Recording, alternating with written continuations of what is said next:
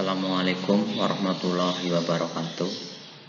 Sebelumnya saya ucapkan selamat kepada seluruh peserta didik baru yang telah diterima di SMP Negeri 1 Gumelar tahun pelajaran 2020-2021. Ya, untuk waktu kali ini materinya tentang kurikulum. Jadi akan saya jelaskan tentang yang namanya kurikulum. Mungkin peserta didik baru atau siswa baru mungkin baru mendengar. Saya akan jelaskan tentang kurikulum di SMP Negeri 1 Gumelar. Masa pengenalan lingkungan sekolah siswa baru tahun pelajaran 2020-2021. Ya, di masa pandemi berarti MPLS-nya masa pengenalan lingkungan sekolah itu harus dilakukan secara online atau secara daring. Ya, semoga saja nanti virus COVID-19 ini akan segera berakhir sehingga pembelajaran bisa dilaksanakan dengan tatap muka. Langsung saja untuk menyingkat waktu, saya akan jelaskan tentang yang namanya kurikulum. Nah, ini untuk perkenalan diri saya. Nama saya Istura Priajati. Tempat tanggal lahir Banjarnegara 9 September 88. Alamat Jatisawit RT 3 RW 1 Kecamatan Bumiayu Kabupaten Brebes. Riwayat sekolah saya yang pertama di SD Negeri 1 Cilangkap, SMP Negeri 1 Gumelar, SMA Negeri Haji Barang, terus yang terakhir di Universitas Negeri Semarang, konsentrasi ke pendidikan fisika. Itu singkat saja tentang saya. Nanti saya mengajar mapel mata pelajaran IPA. Ya, ini tentang yang namanya kurikulum. Saya bahas ya, ini tentang yang namanya kurikulum. Ya, yang pertama, kurikulum secara umum yaitu seperangkat atau sistem rencana dan pengaturan mengenai isi dan bahan pembelajaran yang dipedomani dalam aktivitas belajar mengajar. Yang kedua, kurikulum menurut Undang-Undang Nomor 20 Tahun 2003 ini Undang-Undang Pendidikan, seperangkat rencana dan pengaturan mengenai tujuan, isi, dan bahan pembelajaran serta yang digunakan sebagai pedoman penyelenggaraan kegiatan pembelajaran untuk mencapai tujuan pendidikan nasional. Ya, kemudian tentang yang namanya muatan kurikulum, dilihat semua di sini. Saya sengaja ini tentang yang namanya misi dan visi sekolah, bisa dibaca sendiri semuanya. Ada 8 visi sekolah. Ini visinya harus ada 8 pengembangan dari visi sekolah. Visi sekolahnya harus kalian hafalkan. Berintak, berbudi pekerti luhur, unggul dalam prestasi, dan berwawasan lingkungan. Bisa kalian lihat sendiri, bisa dibaca sendiri. Ada 1, 2, 3, 4, 7, 8. Ini semuanya namanya indikator pengembangan dari visi sekolah. Ini yang berintak, berbudi pekerti luhur, unggul dalam prestasi, dan berwawasan lingkungan.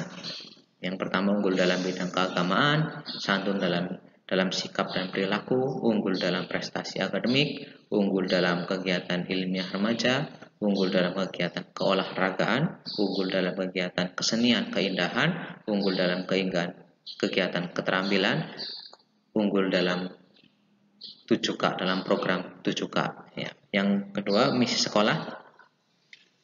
Yang pertama, menumbuhkan penghayatan terhadap ajaran agama yang dianut dalam memiliki budi pekerti luhur. Yang kedua, menciptakan lingkungan sekolah yang tertib, bersih, dan indah, serta kembangkan sikap dan perilaku santun. Yang ketiga, melaksanakan peningkatan mutu kegiatan belajar mengajar dan bimbingan efektif untuk mengoptimalkan potensi siswa dalam bidang akademik. Yang keempat, menyelenggarakan kegiatan ilmiah remaja. Yang kelima, menumbuhkan semangat kompetitif positif pada setiap warga sekolah sehingga terpacu dalam berprestasi dalam bidang olahraga. Yang keenam, memberikan pembinaan dan kesempatan berlatih untuk berprestasi dalam bidang seni. Yang ketujuh, mendorong dan membantu siswa dalam mengenali potensi diri agar dapat berkembang secara optimal, berpikir kritis, kreatif, inovatif, dan ilmiah. Ini tentang visi dan misi sekolah. Yang namanya struktur kurikulum SMP Negeri 1 Gumelar ini dilihat semua, ada kelompok A, B, C. Yang pertama, kelompok A terdiri dari 7 mata pelajaran. Ada pendidikan agama, PPKN, bahasa Indonesia, bahasa Inggris, matematika, IPA, IPS, itu namanya kelompok A. Ya, ini lihat semua, ini alokasi waktunya. Ini pendidikan agama kelas 7 3, kelas 8 3, kelas 9 3, 3 mata pelajaran, 3 jam pelajaran setiap minggunya yang akan diikuti. Setiap jam itu waktunya 40 menit jika tatap muka langsung. Ya. Ini yang kedua PPKN 3 jam, bahasa Inggris 6 jam, bahasa Indonesia 6 jam, bahasa Inggris 4 jam, matematika 5 jam, IPA ilmu pengetahuan alam 5 jam, ilmu pengetahuan sosial 4 jam. Ini kelompok A. Yang kelompok B muatan lokalnya ada PJOK, pendidikan jasmani olahraga dan kesehatan 3 jam, seni budaya 3 jam, prakarya 2 jam, bahasa daerah bahasa Jawa 2 jam. Terus kelompok C bimbingan konseling, ini akan diisi oleh guru bimbingan konseling. Ini pelayanan konseling waktunya 1 jam setiap minggunya, disediakan waktu 1 jam setiap minggunya untuk kegiatan bimbingan konseling. Kemudian ini yang namanya apakah yang disebut dengan intrakurikuler, ekstrakurikuler, dan kokurikuler. Kita bahas satu-satu semuanya. Yang pertama yang namanya intrakurikuler, dari sifatnya merupakan kegiatan yang wajib. Ya, ini kegiatan yang wajib. Ya, ini kegiatan yang wajib diikuti oleh setiap siswa. Kalau ekstra merupakan kegiatan penunjang untuk mencapai program kegiatan kurikuler serta untuk mencapai tujuan pendidikan yang lebih luas. Seperti ini nanti ada pilihan ekstrakurikuler tergantung minat bakat yang nanti ada ketika pembelajarannya sudah tatap muka.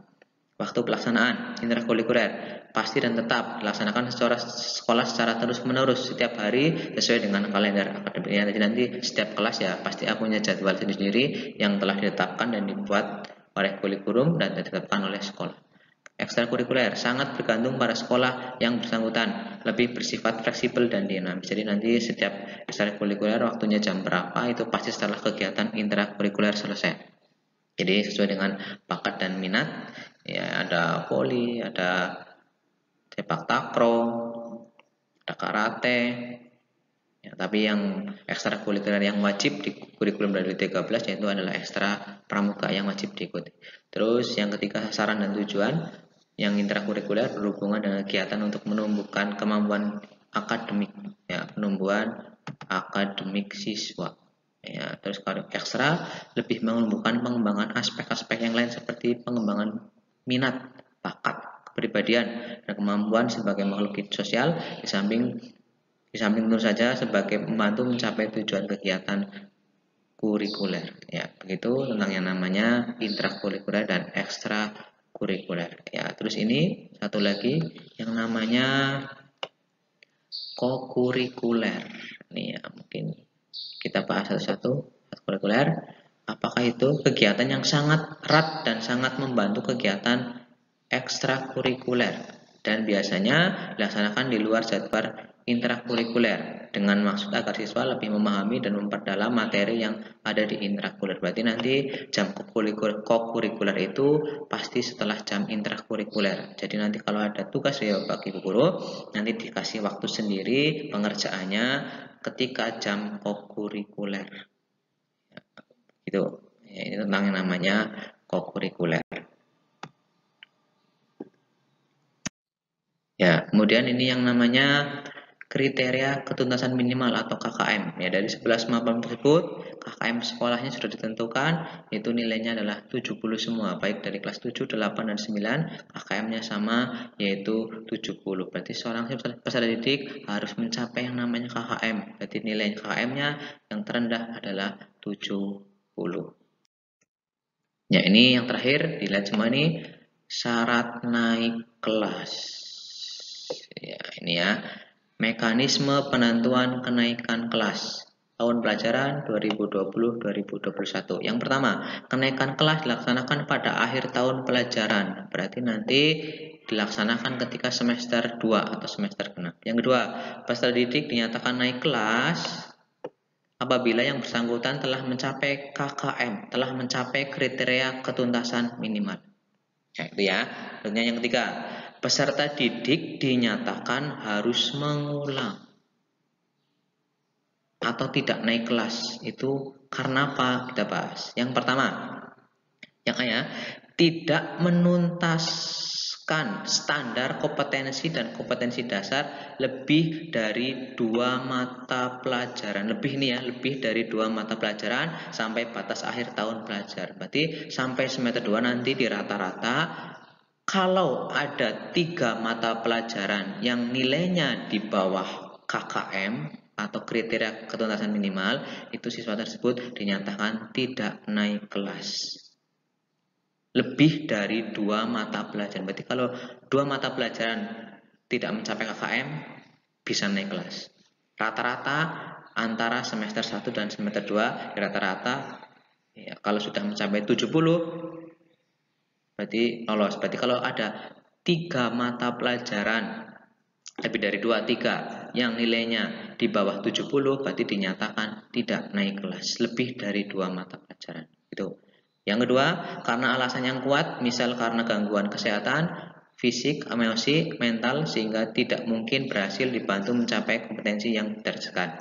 Yang ketiga, kompetensi sikap cukup. Sikap, tata krama, tingkah laku, ada catatan wali kelas, ada catatan guru mata pelajaran, ada catatan guru bimbingan konseling. Itu nanti dipadukan ketika dihasilkan nilai peserta didik itu adalah cukup, berarti itu juga dinyatakan tidak naik kelas. Berarti minimal harus baik sikapnya.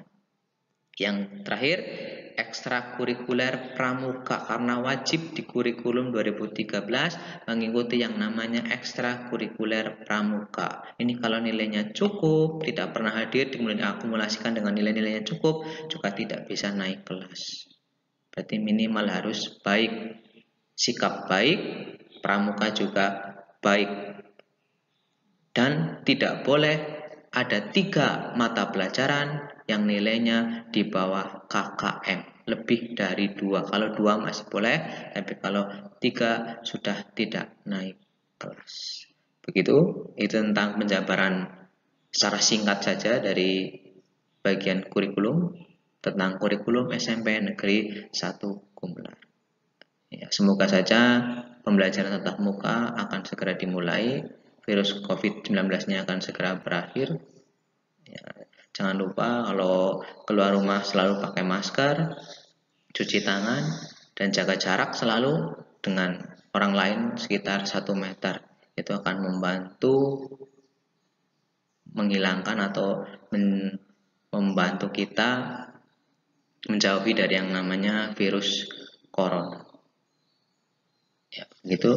Sekian dari saya. Jika ada yang tidak jelas pertanyaan saya mohon dimaafkan. Sekian dari saya. Wabillahi taufiq wal hidayah.